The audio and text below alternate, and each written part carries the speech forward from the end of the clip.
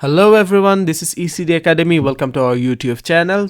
So the training we provide for PCO license are topographical skill assessment and the SERU assessment, which is the understanding of safety, equality and regulatory, and the last one is B1 English assessment. So we provide training both online and offline, so you don't have to travel all the way from your house to our office. You can still get the lectures from your house sitting on your own computer. The best advantage that you have with us is we are very flexible, so you can book your appointment according to your availability. So if you are thinking about getting a PHV license to work as a PHV driver in London, then you can call us now in our office number so that you can get the training for the assessments that you have to go through. We will help you, we will guide you through all of your assessment until your exam finishes, until you pass the exam and get your license. Okay, so call us now, book your appointment and get the trainings. So let's jump into today's topic. So guys, today we're going to cover the lecture for SERU assessment section 6, which is based on driving and parking in London. So in this section, we're going to learn about the rules and regulations that you have to follow and implement while you are driving inside London and you want to park a car inside London. Okay, so let's see the chapter overview. This section gives a general information on parking and driving in London. So it does not replace the need for you to be aware of responsibilities under the highway code. Okay. So you must remember that PHVs are not allowed to drive in bus lanes. So where you cannot drive in bus lanes. And PHVs are not allowed to park, wait or drop off or collect passengers on a taxi rank. Okay. And then PHVs are not allowed to use or park in any electric taxi charge points. So here let me clear a few things for you. When you see the word taxi, it means the taxis are the black cabs, okay, not the minicabs that you're driving.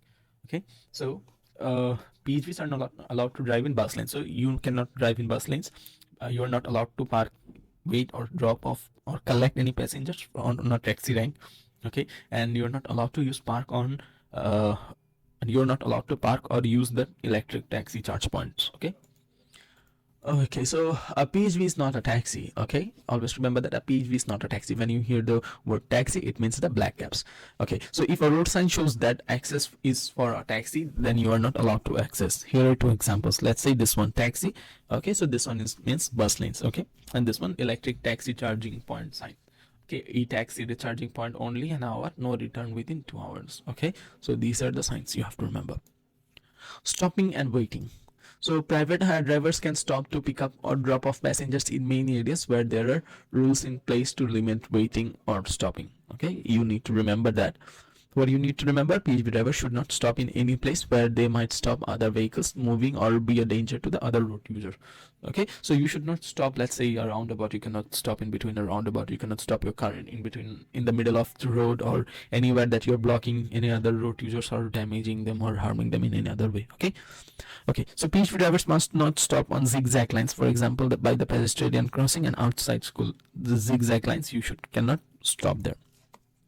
And you should check what signage is displayed about stopping or waiting and make sure you understand and follow the instructions. So let's say no stopping at any time. When you see the red road, the crosses, no stopping at any time. Okay, in which of the following areas can you pick or drop off passengers? Okay, so let's see. So you can drop off or pick up passengers on single and double yellow lines. Okay, and in places where loading is not allowed, shown by marking on the curbs, and in most of the parking bays, and in most bus lanes, and on single and double red lines. Okay, so you can pick up or drop off passengers on these places. Okay, what are this? Let's repeat. One and double yellow lines. Okay, and then in places where loading is not allowed, shown by marking on the curve. Okay, in most parking bays you can pick up or drop off passengers, and in most bus lanes you can pick up or drop off passengers. On single and double red lines you can pick up and drop off passengers. Okay, you cannot stop in those locations only long enough for the passengers to get in or out of your vehicle. So this includes the time to help the passengers who need assistance, for example wheelchair users, including the time needed to make sure that the wheelchair is in the right position and safely secured. And then you should not stop on a taxi rank even when picking up or dropping off passengers. Okay, so what does it mean? This means you cannot or you should not wait or you cannot stop You cannot drop off or you cannot pick up any passenger from taxi ranks or into taxi ranks, and you can stop in those locations. The locations that you can stop we discussed in the previous slide. You cannot stay there or you cannot wait there for longer. You can just wait there the times that take to passenger to get into your vehicle, or helping him to get taking the luggages and all the stuff. Yeah. So stopping and waiting. If there are waiting or parking restrictions, you cannot stop for longer than is needed for the passengers to get in or out of the vehicle.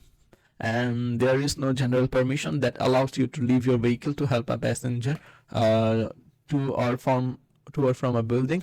However, some councils understand and accept that this is an important part of your job. So which one is an important part of your job that some council thinks? It's helping or assisting the passengers with their luggages and stuff. Yeah. And if your passenger needs help, you should spend only a short time away from your vehicle. You always should try to stay inside your vehicle unless the passenger is in badly need of your help. Okay, so only a short time away from your vehicle if possible, and make a note of the passenger's details or bookings, just in case if you get a penalty charge notice or PCN. So what is PCN means? It's penalty charge notice. Okay, so if suppose you're helping someone to taking his luggage or helping him with the wheelchair, you should keep the details of the booking or the passenger's name, just in case you need to show a proof. Okay. Okay, so it will be down to the council who issued the PCN to decide whether to accept this evidence and cancel the PCN. Okay, so stopping and waiting again. So if you're not picking up or dropping off a passenger, you may get a PCN if you wait somewhere where there are restrictions. This can happen even if you have arrived early for a booking or the passenger is late. So, or if a passenger has asked you to stop and wait while they visit a shop or use a cash point, you should not leave your engine running while you are waiting. And if your engine is running while you are parked or waiting, for you are polluting the environment, and this can be illegal on a public road. So what are the things that can be illegal in public road? You should not keep your engine, or you should not leave your engine running while you are waiting for someone, let's say for the passenger.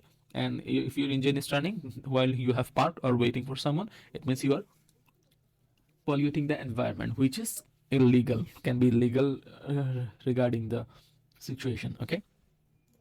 And never drop off passengers in the middle of the road. It is completely prohibited. Okay, you have to always drop them off on the side, not in the middle of the road. Even if your vehicle is stopped due to traffic, you should always get close to the car. Okay. Okay, so bus lanes and bus stops. You can pick up or drop off passengers in most bus lanes, and even though you are not allowed to drive in them, okay, but you should avoid doing this if possible, and you must enter and leave the bus lane in the most direct and safe way. Okay, remember this one, this is very important. Enter and leave the bus lane in the most direct and safe way. Pay careful attention to cyclists and motorcyclists who are able to use bus lanes, and to pedestrians and bus passengers that may be getting off the bus and crossing the road.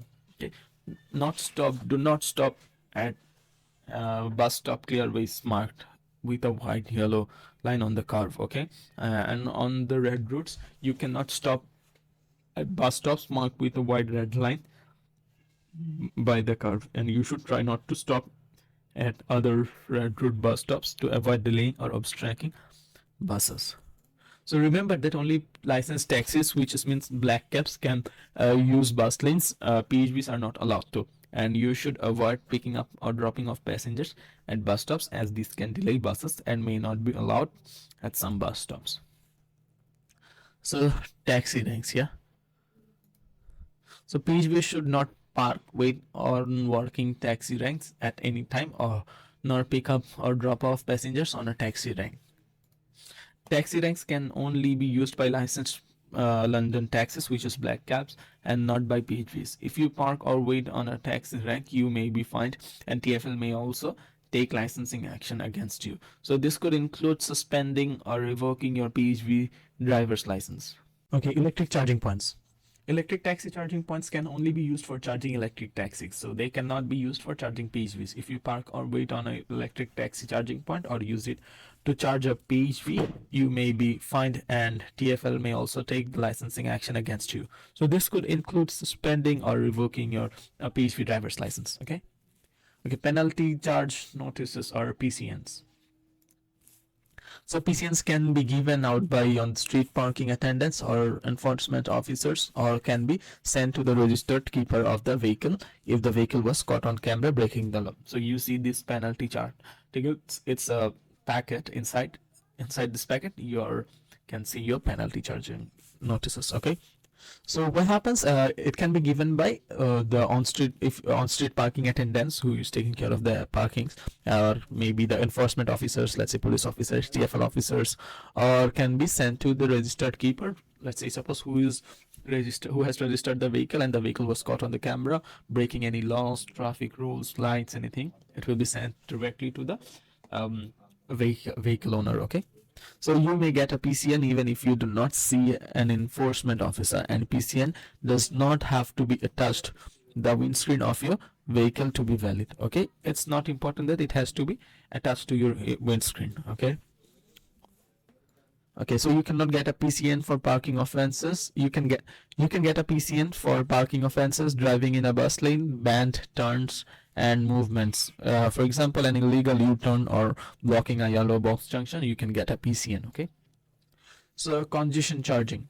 PHVs entering the congestion charge zone need to pay the daily charge unless they have an exemption. So what is an exemption? Do you remember that? Exemptions means being exceptional. Okay, suppose someone has to show his driving license or someone has to keep his driver's badge, but you have an exemption notice or exemption certificate, which means you don't have to show that. Okay.